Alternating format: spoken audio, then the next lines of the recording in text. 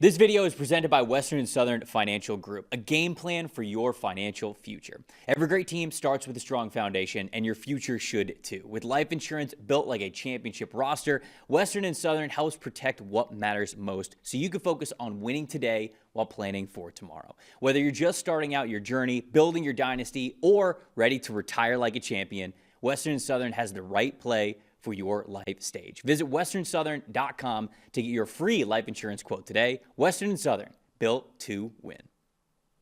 All right, welcome to another episode of the Team Mock Draft series that we have here on the PFF YouTube channel. Today we've got the Indianapolis Colts. Dalton, no first-round pick for the Colts. You're very happy about that because that's now in possession of your New York Jets. But we're still going to see what we can do with second and third round picks here for the Indianapolis Colts, who obviously has some things to clean up after a really hot start beginning of the season and then really faltering down the stretch. They've got a quarterback question to answer with Daniel Jones being a free agent. What are they going to do at that position? Are they going to try to go after a veteran? We obviously don't know at this point in time, but let's pull up the PFF mock draft simulator, see what we can get here. Starting out with pick number 47. We got to wait all the way till Friday night with the Indianapolis Colts, but see where it goes. 47 and 78. We're only making two picks here today. And what are we feeling? Is it a right tackle like a Jennings Dunker to replace?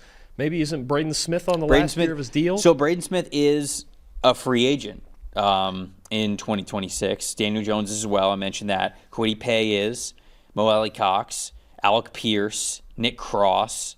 All those guys are unrestricted free agents there. So got to think about Tyquan Lewis, Samson Ebukam. Those guys are as well. Jermaine Pratt at the linebacker level. I'll tell you, there are several players here who jump at me when you talk about some of those free agents and some of the needs that the Colts have aside from quarterback. Jennings Dunker, I think, could fit in as their right tackle. I think Shane Steichen would like him a lot. I know you believe maybe he's more of an interior player.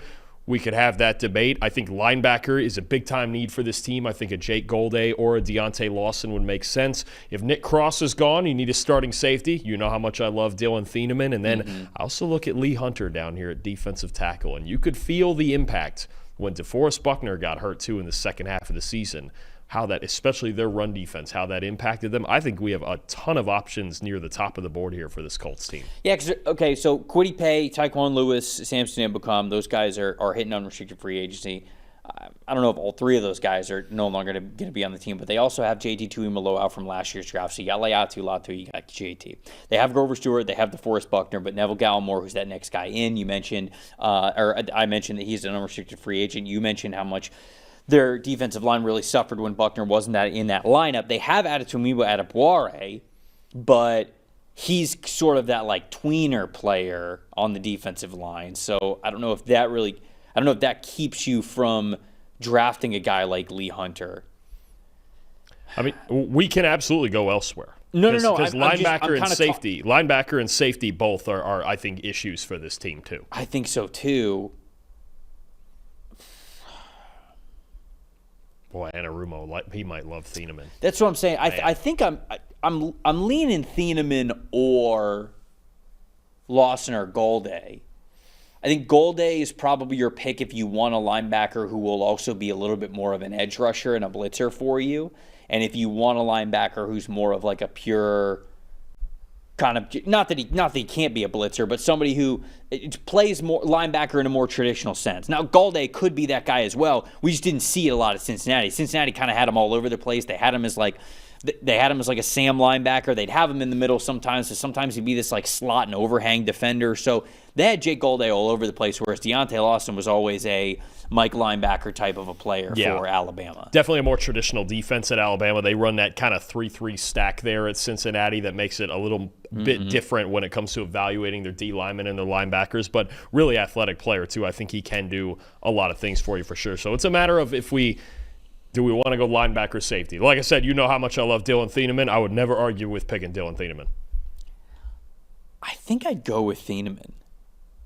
I'm in on that. The fit in Anarumo's defense can be a lot of fun because he would do a lot of different things. Him and Cam Bynum, that would be I think a really versatile pairing of safeties back there to complement if their corners are healthy, Sauce Gardner especially. Right. I think this could be a really fun pair on the back end of this defense. All right, let's do it. Let's take Thieneman. Dylan Thieneman, Oregon Duck.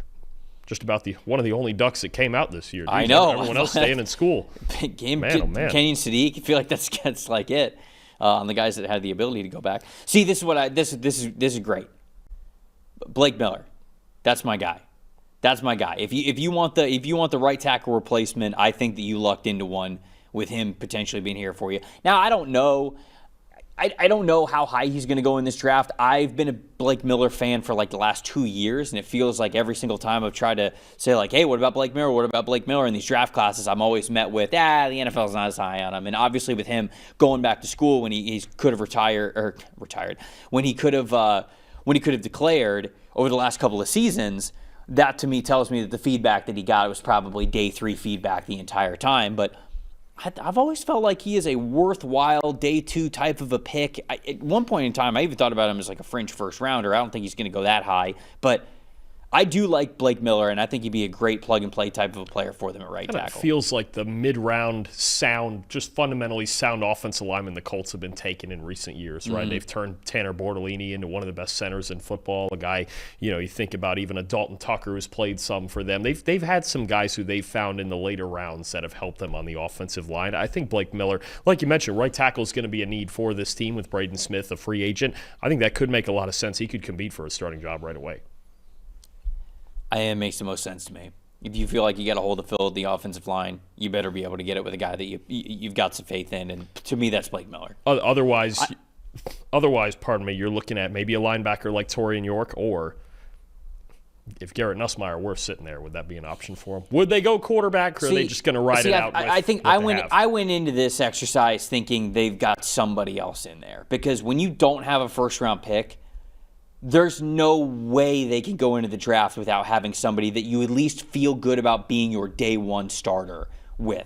So that makes me feel as though they're going to sign somebody somewhere. I don't know whether it's going to be a Tua or a Kyler or maybe somebody like a Malik Willis, right? Daniel Jones, or keeping Daniel Jones, right? But I think what they're going to do is they're going to have a veteran, and then also you have Anthony Richardson there.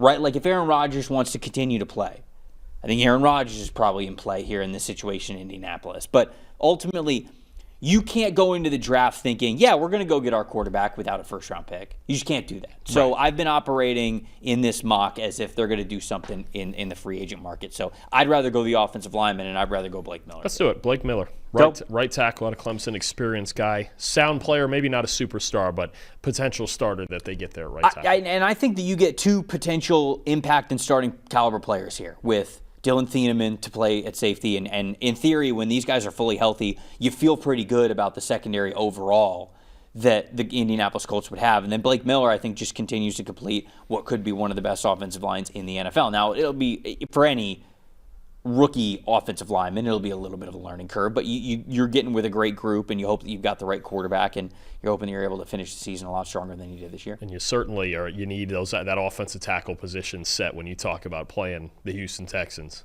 The Jacksonville Jaguars. Who knows what maybe Tennessee adds off the edge this offseason. So definitely offensive tackle is a premium thing to have in that division too. If you're a Colts fan, you can run as many of these mock drafts as you want. If you have a PFF Plus subscription, subscribe.pff.com is how you get the subscription. And then pff.com/mock is how you get to the mock draft simulator. Or if you're a fan of any other team, you can run mock drafts for any other team. Also, make sure you guys are subscribed to the PFF YouTube channel so you don't miss any more episodes here on this Team Mock Draft series. Everyone's got takes. Numbers have truth. And the truth is, most people are betting with emotion. Sportsbooks feed on it. TikTok gurus sell it. The hype machine runs on it. That's how you lose. PFF is different. You're betting with winning data. The same data trusted by all 32 NFL teams and the sharpest minds in the game. PFF betting tools take every prop, every matchup, every angle, and run them through our custom models. Built on the best football data in the world. What comes back is your edge. Simple, sharp, and built to win. Want to go deeper? PFF puts a pro-level analytics department in your hands, giving you the same insights teams use to find every advantage. Build your game plan with matchup analysis. Project every snap, every matchup, and every edge before kickoff. Because the smartest plays start long before Sunday. Hit rates show how a player performs against their prop and against defenses built the same way. It's the data that gives you real confidence in every pick. Next, Key Insights translates PFF data into the story behind every matchup, giving you the why that powers your bets. From coverage schemes to defensive looks, it's the context that turns raw numbers into winning decisions. When you're ready to take action, filter through every prop on the market and focus on the opportunities that matter, by game, matchup, or value. Then, shop for the best available line in your area and tap your book of choice to place the bet instantly. Everyone's got takes, but now you've got truth. Bet with data, win with PFF.